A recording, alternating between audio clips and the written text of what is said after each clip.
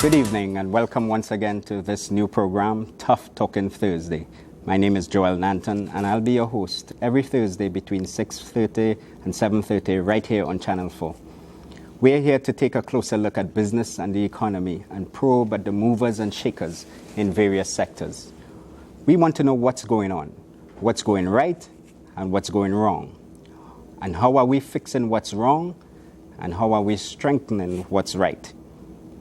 We are searching for facts and figures, sifting out truth from innuendo to find out what else can move this economy forwards besides oil and gas.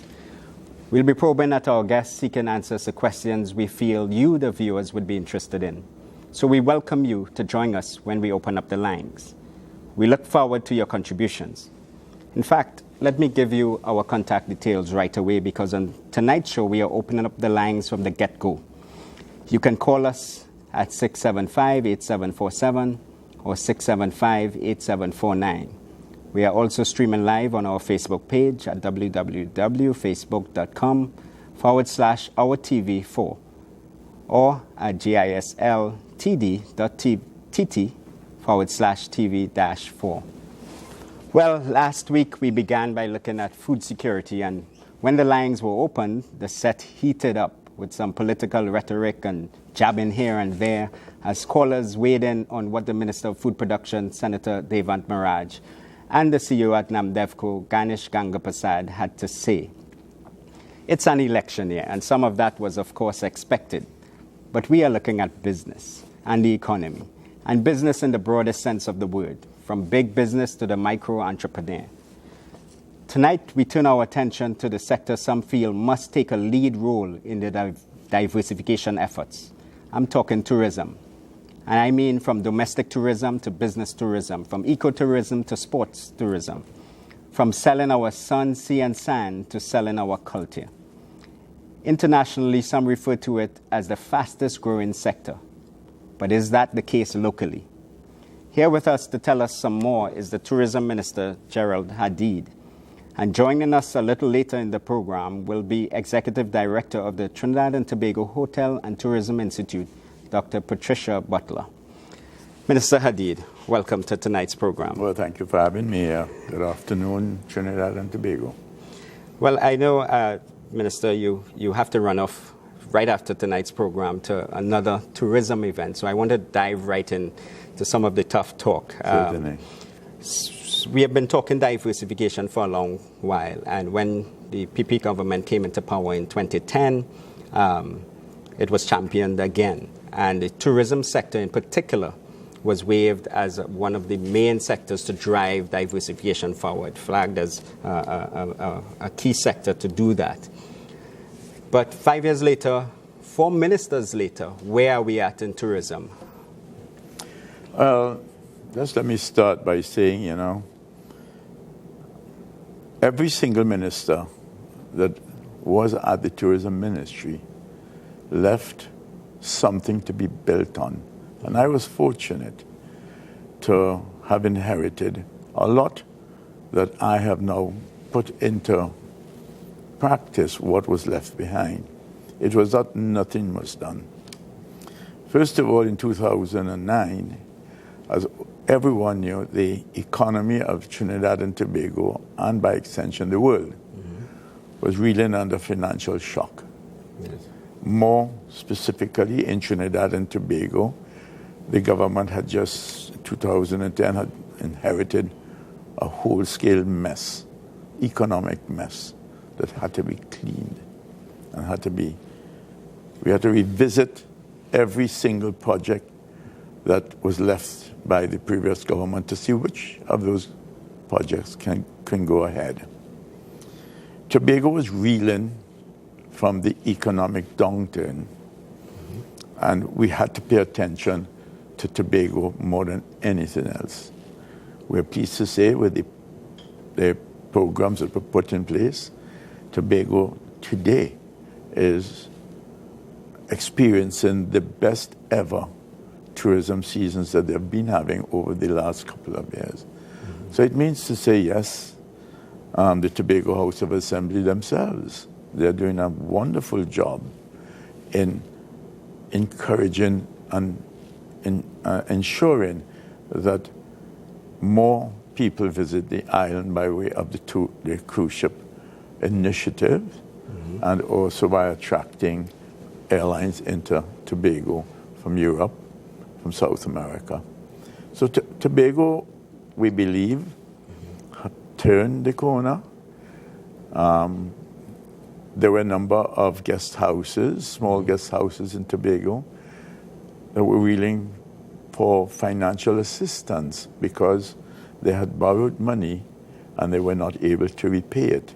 The government, our government, put in place 2 initiatives to assist in helping those guest houses get over their economic burden. And I'm pleased to say, at this present time, we are going to be making an announcement within the next 7 days pertaining to a further reduction in the interest rates that the hotelier, the guest houses, would receive for further assistance in this regard.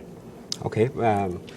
Harry, let me jump on 2 things. 4 ministers is not a bad thing. It's a good thing. Yeah, as far as you're I the was 4th minister. concerned, You're saying you're building. I'm building on a lot of what they have done. The Maracas Beach upgrade facility was one of the areas that a previous minister had initiated. And on the 17th of this month, this week, we will be awarding the contract for the beach upgrade, the Maracas Beach upgrade, and the facilities upgrade. And that letter of award should go out sometime, if not this week, very early next week. And on the 17th, we hope to have a ribbon cutting for the start of it. Now, Maracas Beach has been run down for so long. It's such a beautiful place. And what we have been able to put in place, the country and the visitors to the country would appreciate what the government will be putting in place for them. It is a beautiful facility, and it's going to be really, really well done. You touched on a couple things. Before we go on, I just want to remind callers that we have opened the phone lines right away, so you can feel free to join the conversation as soon as you're ready, but our lines are open. But you're talking about Maracas here. Are we still selling sun, sea, and sand as our main tourist product? Not at all. First of all, we are the furthest island in the chain of islands to North America. The furthest. It costs more to come to Trinidad and Tobago. What we need to do is we've put in place niche marketing initiatives for Trinidad and Tobago. The first I can talk about is our TDC Convention Bureau that will be traveling this month to Washington, Atlanta, New York, where they will be hosting a destination convention. 70 of the biggest convention participants would be there. We've been overbooked. When is this? This month. We've been overbooked and we have been oversubscribed for those persons who want to use Trinidad and Tobago as a convention center. We believe that this is an area that deserves a lot of attention. We have so much to offer in this regard. So you're talking business tourism here? This is business tourism. And Trinidad would be the main focus of business tourism? That's quite correct. Now, we have all the facilities, we have everything. But what are we doing in that regard? Are we spending more? Are we trying to get our hotels upgraded to 4-star, 5-star hotels? Well, as you know, the Hyatt, the Hilton, the Renaissance, they've all been upgraded. There's also the hotel in Tobago that has recently been upgraded also. We believe there that the market for convention tourism is huge. And I think that we have hit on a good one there. Now let's look at the sports tourism. We're going to be hosting the semifinals and finals for the T20 cricket. Right. This will bring in thousands of tourists to Trinidad and Tobago, cricketing fans from all over the world. We'll be exposed to maybe 60 or 70 million, 100 million homes for this T20 semi-finals and finals.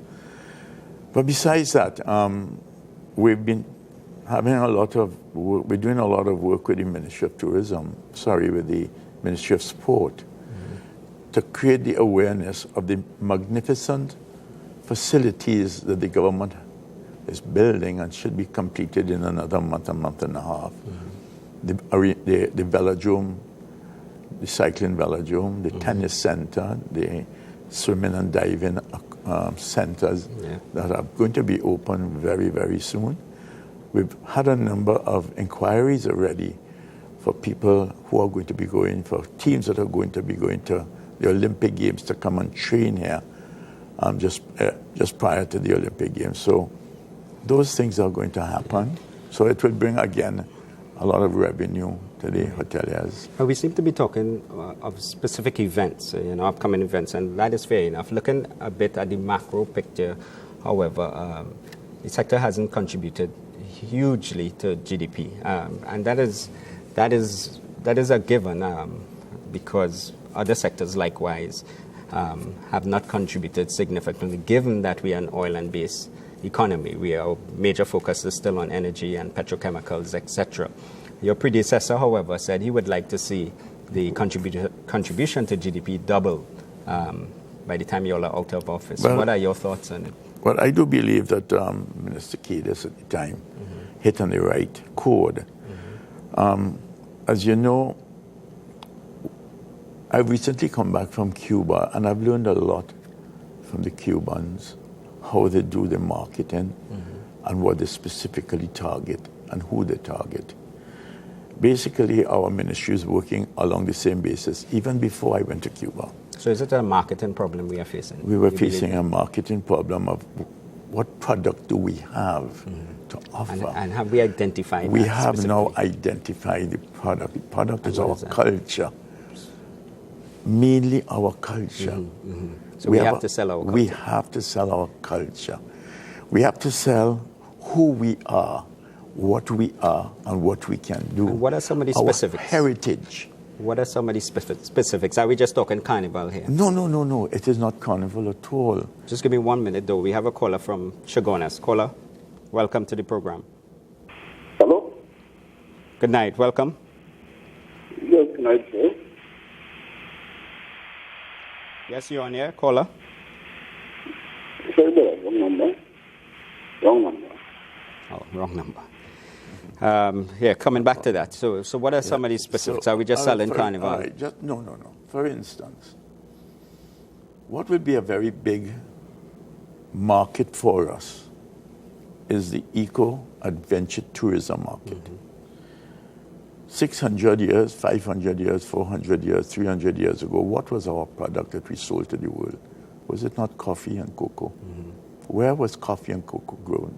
It was grown in the hills, in the northern range, the central range, and in Tobago. This month, we're going to start cleaning a lot of those trails in the northern range and the southern range and in Tobago. There are 1,000 kilometers of trails that donkeys used to bring the product down to the coast and shipped out of here. Now, ecotourism and adventure tourism is the biggest market any country can offer. We have the best fauna and flora. We have the best of everything in the northern region, in Tobago and in Central. What we're doing is really going to be developing ecotourism, adventure tourism, but packaging it with our culture of community tourism. Right. Community tourism is where Cuba has scored. What is community tourism? Community tourism basically is the community get involved in maintaining, developing, and sustaining the tourists as they pass through the areas. So we're talking about tour guides here. We're talking about people exposing them to their food and everything. Maybe even people in let's say, in Matalot, can open their homes and rent rooms for a week or so for people who are going to go out on trail walking. We're going to develop trails from Shagaramas to Toko. But how do we face perhaps two potential problems there? First, you have to get buy-in from the communities, number one. Well, we have already started working on the communities on this area. Right. It is not that we have not done our consultative programs so yet. Doing work on the ground. A lot of that has already gone into play. We are now doing the evaluation of the cost for the continued maintenance of those trails that we're going to be cleaning. We are going to be inviting the hashers, the other folk who do trail riding, running walkers, to come on a Saturday and assist us. They must be part of it. We are selling something that they want.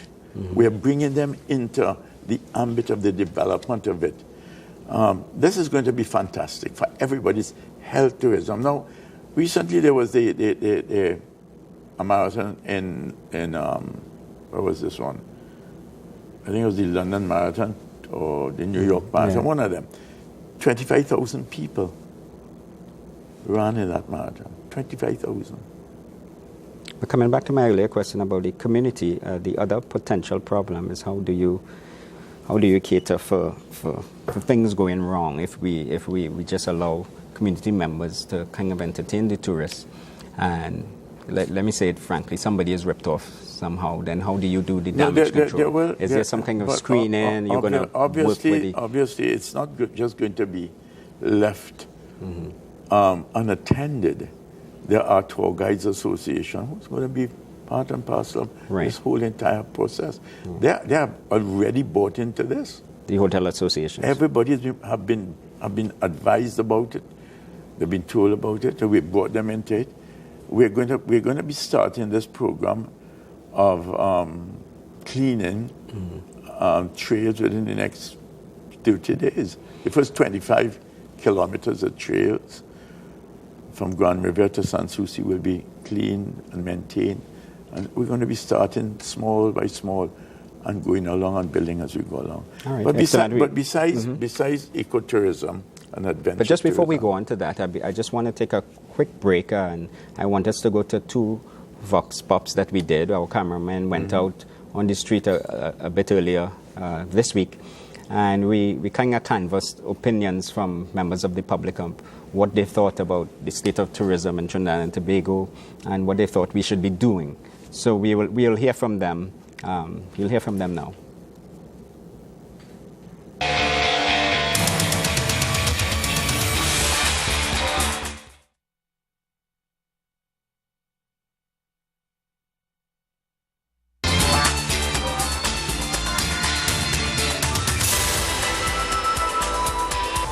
I think tourism in Trinidad right now, not where it should be because of the crime rate. It's not where it's supposed to be in Trinidad. And if to boost it, number one is trying to get the crime rate down. And number two, have some other sorts of promotion, because I mean, in Trinidad, everything is the same thing over and over, the same maracas, the same everything. So things not expanding for whatever reason, not expanding, and that's probably why I think tourism not where it should be right now in Trinidad. Expansion on the whole, like, you know, we have some sites that they could see, but maybe they could get some more things that they could add to the agenda. Like we have Carnival, but you know, Carnival getting a little bit, well, I would say after DJ Carnival getting bored, because I know some of my tongue. 7:30, 8 o'clock, police lock down Carnival. I know Carnival, you pumping straight down till 12 o'clock, 1 o'clock in the morning. Ash Wednesday, you know, going home. Carnival kind of gone. So maybe they should do something at least to boost it. Let Carnival reach back the way it was. At least security, increase security, you have some more stages, something to expand. So people can have a time when they come to Trinidad. Number one thing in Trinidad is Carnival, right? And there are a lot of feel like Maracas now. There are other beaches. Maybe you could fix up other beaches. When people come, they won't be just going to Maracas alone. There are other beaches in the whole of Trinidad you could be going to. Instead of just Maracas only, or maybe just like Clifton Hill, or just the boardwalk, you know. It have a lot of beaches, and so on ongoing project, maybe they could enhance all the different beaches and make it a better place. When people come to Trinidad, you know, at least they could be around the place and check out different places. So, you know, it have a lot of nice other beaches in Trinidad, and you may know that, and you might be like, wait, you're real nice, and it's just that. So that's part of it. They need to ease up the traffic. All right, so we heard, Mr. Minister, we heard from a some members of the public there, and he alluded to a point I wanted to come to, which is crime and the kind of impact crime is having on this whole tourism. The first speaker, he alluded to the whole issue of crime and its impact on this whole tourism thrust. It's really. Let me say that it is never an easy issue. It's not only in Trinidad and Tobago crime affects tourism. As a matter of fact, it does not affect tourism as much here as it does in other parts of the world. Anywhere you go, anywhere in the world, there is crime. Trinidad is not exclusive in this respect. But our tourists turning away from Trinidad and seeking safer destinations. Not at all. I remember when there was that problem we had in Tobago, I sent news teams into Tobago around the same time the problem arose there, and they interviewed hundreds of people, not from Tobago, and they all intimated that it would not change their minds from coming to Trinidad and Tobago, and they were actually having a very good time in Tobago. A lot of them intimated that these things happen all over the world. We don't want it to happen. We never want it to happen. But if it does, we have to deal with it. Trinidad and Tobago is a wonderful place. It's a beautiful place to visit. I would like to make a pronouncement that Trinidad and Tobago this year will experience the best tourism year they've had for a long, long time. We'll come back to that point. First, I want to welcome on set Patricia Butcher, and not Butler, as I said earlier. Welcome. She has joined us now. She is the head of the Hospitality and Tourism Institute. Welcome to the set, and we're talking tourism, of course, and this is right down your alley. You're more on the training end of things. Education and training. And I'll get into that a little later on the program. I want to talk specifically about training and what we are doing on that end. But first, just your thoughts on what is the state of tourism in Trinidad and Tobago from where you sit, and is it really a viable alternative as we seek to diversify the economy, and get into things other than oil and gas and petrochemicals, etc.? Well, I'm going to be preaching what everybody has been preaching for years, that we should diversify our economy. We should not put all our eggs in one basket, the energy sector, and tourism is a viable alternative. There's a lot of potential in the sector, and we just have not maximized our potential in this area. We are doing things, and I heard the minister articulating all the plans. But my concern is that over the years, there has been no consistency, no continuity. We have the best plans. I'm sure they are in somebody's drawer somewhere in some desk, but I have been around the sector. This is my 19th year as Executive Director of the Trinidad and Tobago Hospitality and Tourism Institute, and prior to that, I was in the airline industry at very senior positions. So I have a good feel for the industry, and I have sat as well during the time when the Vision 2020 plan was being developed. Even prior to that, there was a tourism master plan that was developed. So we have all of these plans. But what is accounting for the lack of continuity you're speaking about? Is it, to put it this way, that we are resting on our energy laurels kind of thing? Anytime we see oil and gas spike, we get comfortable, new reserves are found, etc. I would think that with the recent collapse almost in the oil price, it should have been another major wake-up call for us. But we seem to be taking 2 steps forward, 3 steps backward. Is that what you are saying? That is what I'm seeing, and I really don't understand why. And that's what I'm saying. We have to diversify. Tourism is a sector that can generate a lot of employment. The energy sector generates a lot towards GDP. I think it's about 35%. At the current time, the figures that I have in terms of tourism's contribution to GDP is about 11%, somewhere there, lower than that. But from an employment generation perspective, it's about 15%. So look at the difference, 5% in energy, 15% in... Exactly. And we are not maximizing That's the potential. my point, exactly. And we're talking about crime, we have people who are not working and so on. This sector can soak up some of that. Right. But it has to be done in a structured fashion. There has to be a plan. There has to be information in terms of who are the people who are going to be interested in coming here and what do they want to do. Right. As a country, I was saying this morning, we are blessed. Right. The minister has talked about flora and fauna and sport and culture and all of the areas. Let me bring the minister back in on that point. Sure. And we were talking ecotourism a little earlier, but I want to focus a little bit on Tobago. We can't talk tourism without talking Tobago. And a recent report, I think it was done by the IMF in December last year, pointed to a drop in arrivals. So while we talk these things in Tobago, in visitor arrivals in general in the Caribbean, it's been going down. The Tobago hoteliers are telling me that they're in a bit of a trouble. They need some more investment there. Well, there was a problem Tobago faced some time ago with considering designated areas for investment where foreigners could not invest. One of those areas basically was down in the Crown Point area. And what happened there? Something that was there for quite a while. It meant that those owners who owned hotels down there, foreigners who owned hotels down there, could not sell their hotels or invest in their hotels simply because there were no opportunity for them to upgrade their hotel to make it saleable if someone wanted to sell. Mm-hmm. We've just changed that law recently. Mm-hmm. Tobago, we have just, with the agreement of the Tobago House of Assembly, we have been able, for the first time, to get approval from the government and the Tobago House of Assembly to build a world-class marina. That would start, I would hope, before the end of this year. So Tobago is being looked after. A marina in Tobago is an important facet for the development of the tourism industry in Tobago. When is that going to get off the ground? We hope by the end of this year. The plans are already in place. The Ministry of Finance have given its blessing to the development. It's going to be a public-private partnership.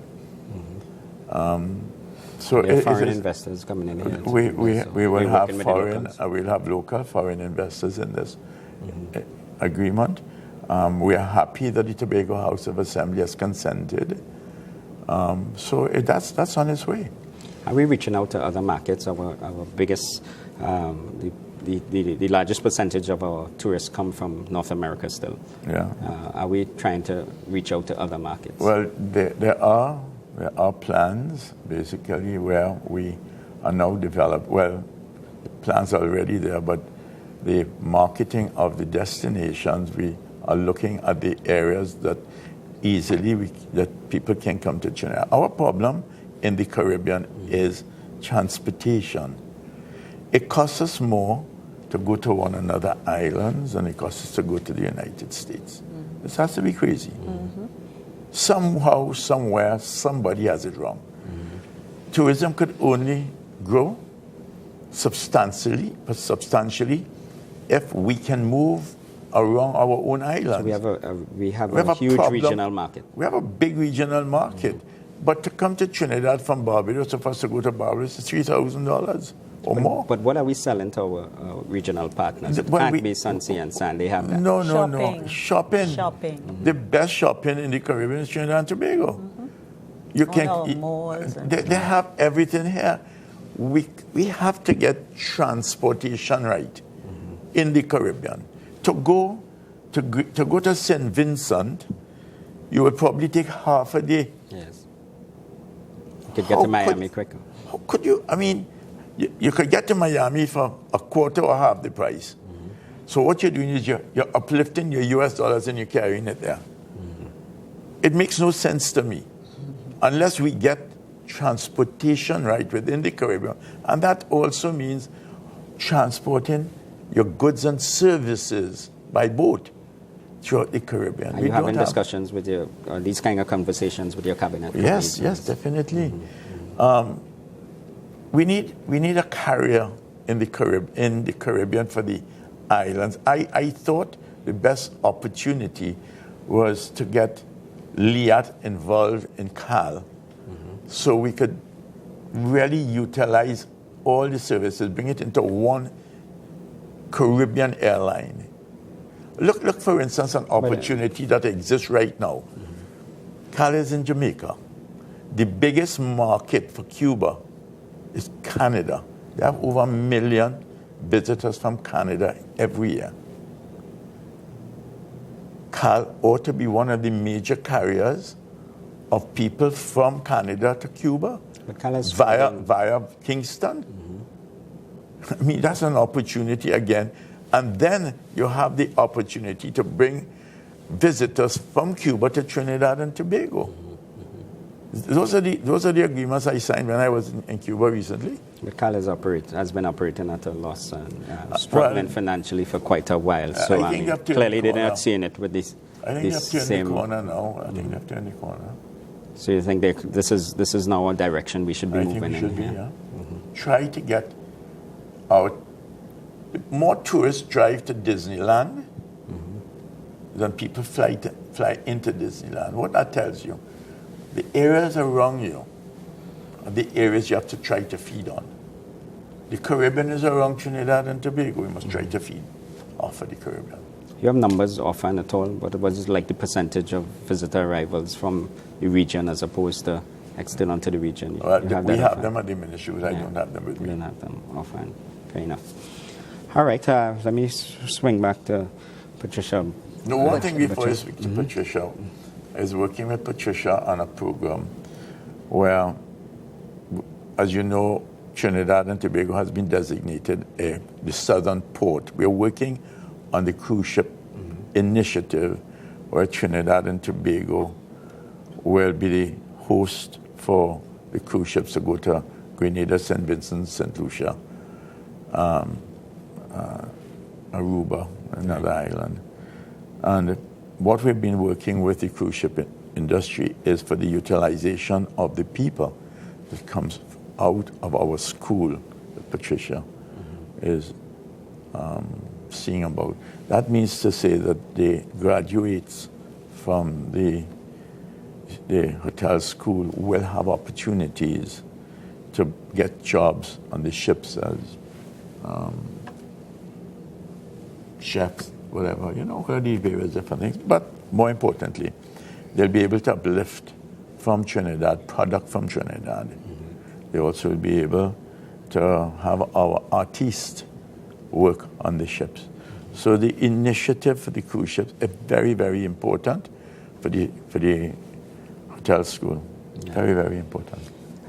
Tell us, feel free. I know you have that other prior engagement you were telling me about. So if you need to slip out, just give me a heads up. Well, I will be leaving shortly. Yes, yeah, fair enough. But Patricia, can you explain what exactly your role you see as your critical role in the sector and the whole tourism thrust? Well, my role is to assist in the development of the human resources for the industry and to develop so that they could develop quality products and services at international standards of excellence. In fact, that's the mission statement. Right. And TTHEI, over the years, we have grown substantially from when we started. And every year now, we turn out about 200 graduates. All right, pause there. We have a caller from Faizabad. Faizabad, welcome to the program. Hi, good night. I'm watching a program here on the TV right now here. Something about the cruise ship. How you go about that? What exactly do you want to find out? Well, how you get through that work? Oh, she's talking about getting employment on the cruise ship. Well, go ahead. Obviously, you would have to have some training. And if you come to TTHDI, we will train you. It depends on where you want to be If you want to be a chef, if you want to be in the guest services area, or whatever area you would like to be, our program offerings are very broad and diverse. So it depends. Once she calls us, we will then have an interview with her, and we will find out what her preferences are, and then we'll be able to guide her in terms of what courses she can do in order to become qualified to work in any one of those positions that become available. Right. Yes? I just have to slip over. I just would like to make one statement. Sure. We at the Tourism Ministry have coined a phrase. The tourism is the new oil to generate revenue for Trinidad and Tobago. And we are serious about it. Pat will tell you that we constantly try to do the right thing at the ministry. We are turning the corner, and I'm certain that the ministry would provide a lot of opportunities for jobs. The ministry would provide a lot of opportunities to create wealth within the society and be able to do all that is necessary to attract the foreign investment and foreign capital to Trinidad and Tobago. Can you put a timeline to anything for us? You have a 5-year vision, 10-year vision? We have an election coming, and if we are returned, or should I say when we are returned to office, I'll have a lot of plans left there for whoever is the next Minister of Tourism. As you know, I'm a senator. I'm at the disposal of the Prime Minister. So we will wait and see. The fifth tourism minister should take it forward again. Well, it's going to be quite good. It will be good plans. Yes. So let's hope. Thank you very much. I know you have to leave. We'll take a break now, Minister. and as the minister has to head out, I believe he's heading out to another tourism event. So we'll take a break now, and when we come back, we'll talk more with Patricia Butcher. Wait.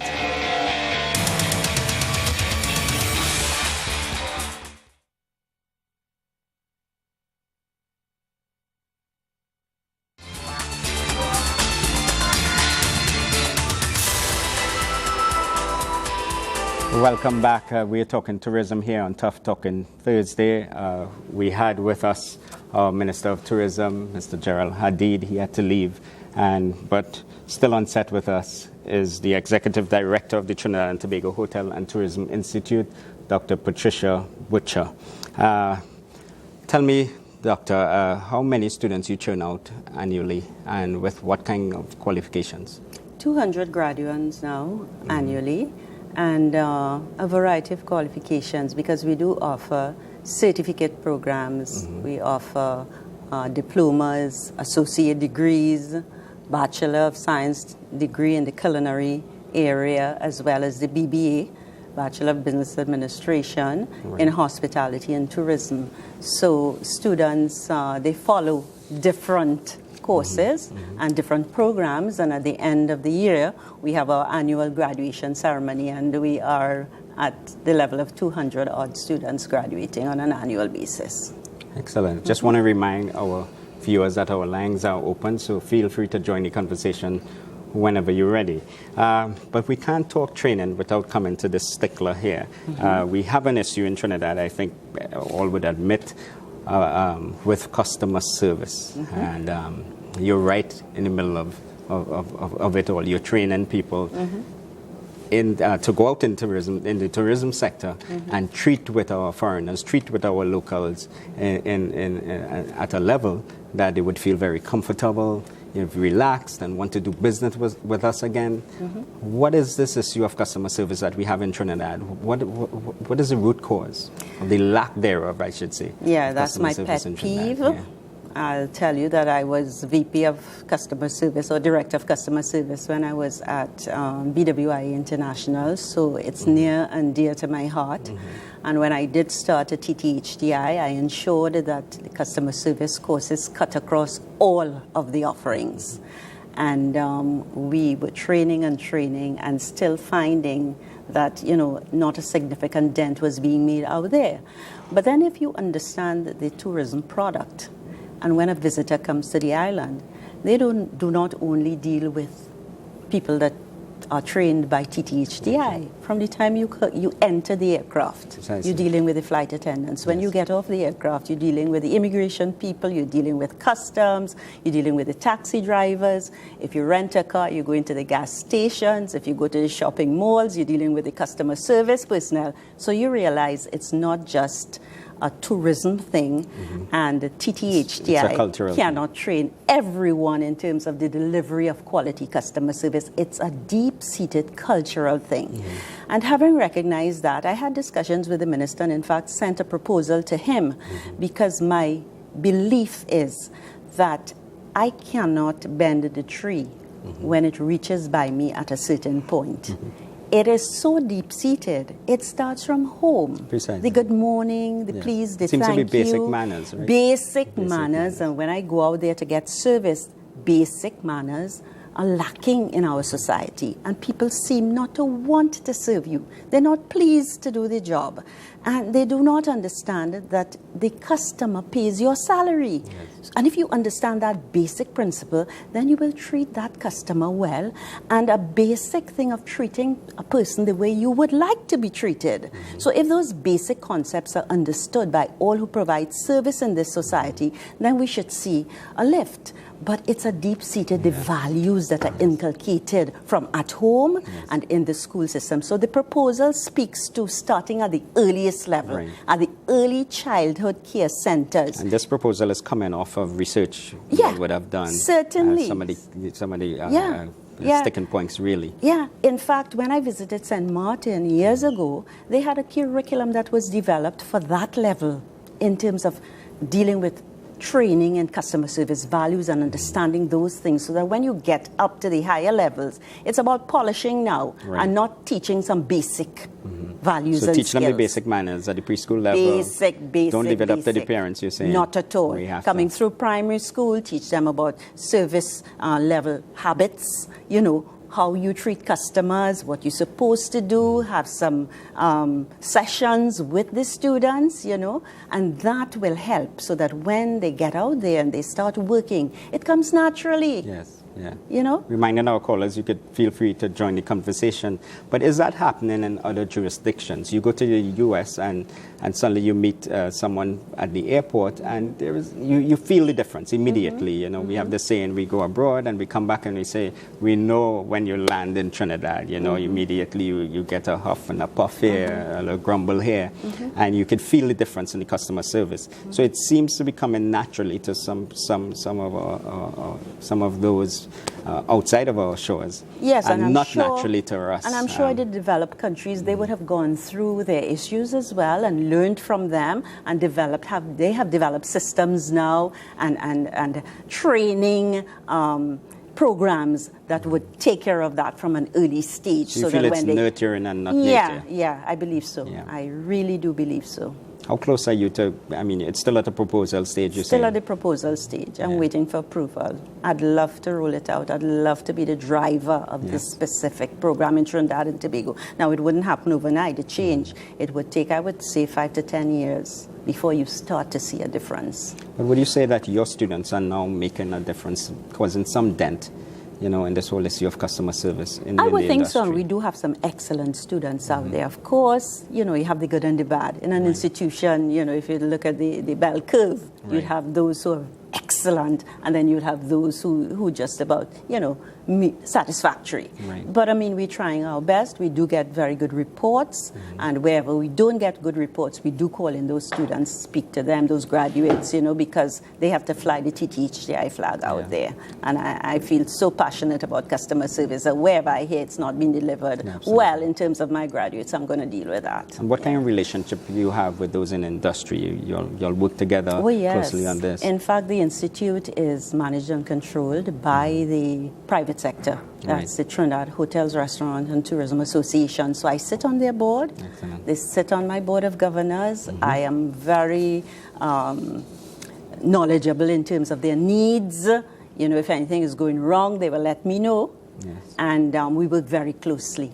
Yeah. I'm glad you mentioned them because they recently said, I was reading somewhere where they said we need at least 200 million just to promote tourism in Trinidad and Tobago. I think right now the allocation is close to 0.2% of GDP, which I think roughly works out to be about 20 million or 0.2 billion. Where are we going? I mean, 200 million to promote tourism. You think you sit on the board, that is sufficient?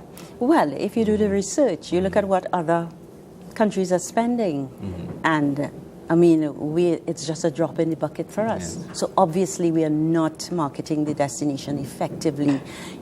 Someone was telling me today, when you turn on the TV, sometimes you see St. Lucia coming up or Grenada, and they're promoting here in Trinidad, their islands. What are we doing out there? Yeah. Are we promoting our islands, our islands, Trinidad and Tobago, out there sufficiently? I would say no. So we have a marketing problem. We do have a marketing problem because insufficient funds are allocated for that particular And I mean, the minister activity. has left, but how can you get more?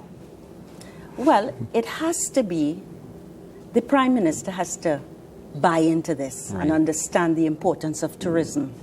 All of the ministers, it's an integrated, tourism is not just a minister of tourism handling this particular sector, because everyone has an impact.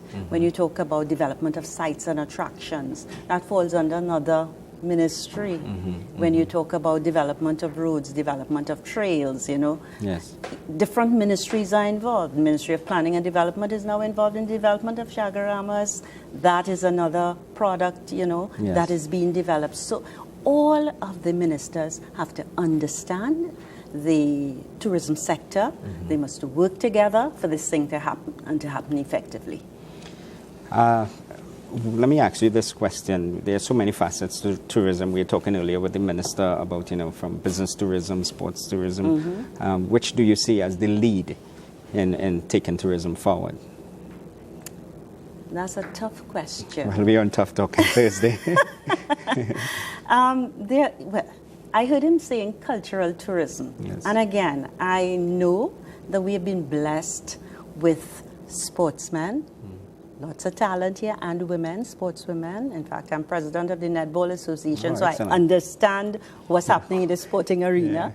And so I talk about sport. What about culture, our music, our steel bands, men? In fact, there is a conference that's happening in August, and we should be doing that every year. We should have a steel band music festival every year that's going to bring people, because that's indigenous to us. That's our thing, and we must be promoting that throughout the world. There are other people who want to take our thing that we have developed. The pan is and why are we already allowing that?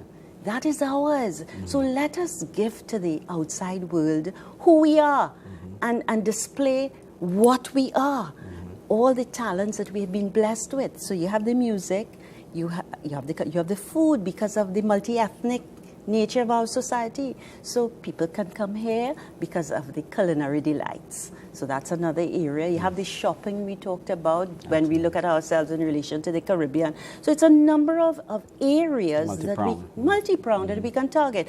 I heard the minister talking about events and conferences. Again, you have trade shows being put on here. You have conventions, conferences. When people come here, they want to do other things. If they come into your country for the first time, they want to see it. So you're talking about sightseeing, sites and attractions and so on. You want to expose them to our music, to the things that TEDCO is doing enough? Because you're speaking here, really, it sounds to me like promotion, marketing, our weaknesses, really, and they can really take they us have forward. to get funding as well to do what they're supposed to do, and I know that they complain about insufficient funds. So TDC, they have their role. Their main role is marketing the destination, and they have to get the money to do it. If the money is not allocated, when you look at the budget and you look at what tourism is allocated in relation to other sectors, you tell me if we can do much with what is allocated. And I think therein lies the problem. Yeah. You sound very passionate about it. Do you feel sometimes that your pleas are falling on deaf ears? Yes, I do. Over the years, I have been involved in development of plans, and when you anticipate that the plans will be rolled out and implemented, they're not, and that's frustrating. And then you have so many changes and ministers, and if they will continue the plans that have been developed, then you will see some growth.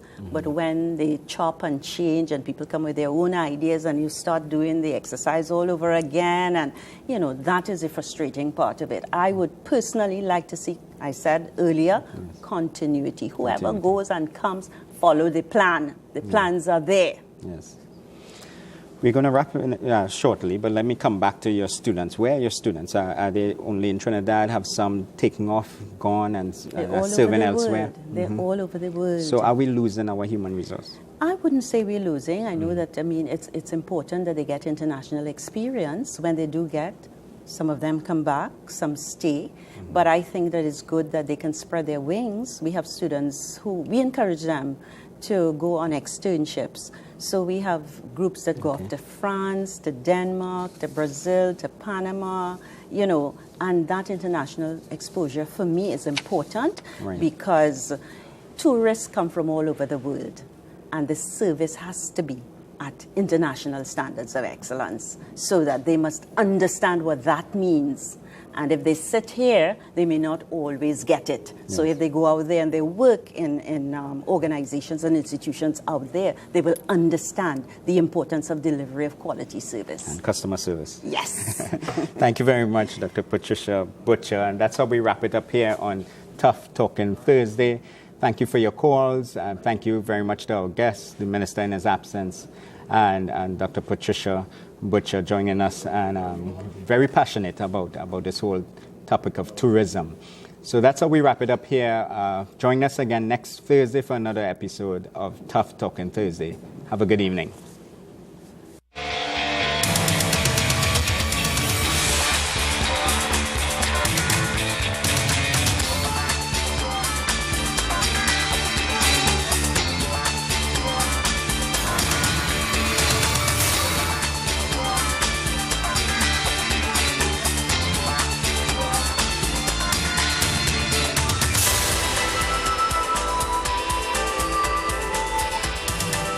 Good evening.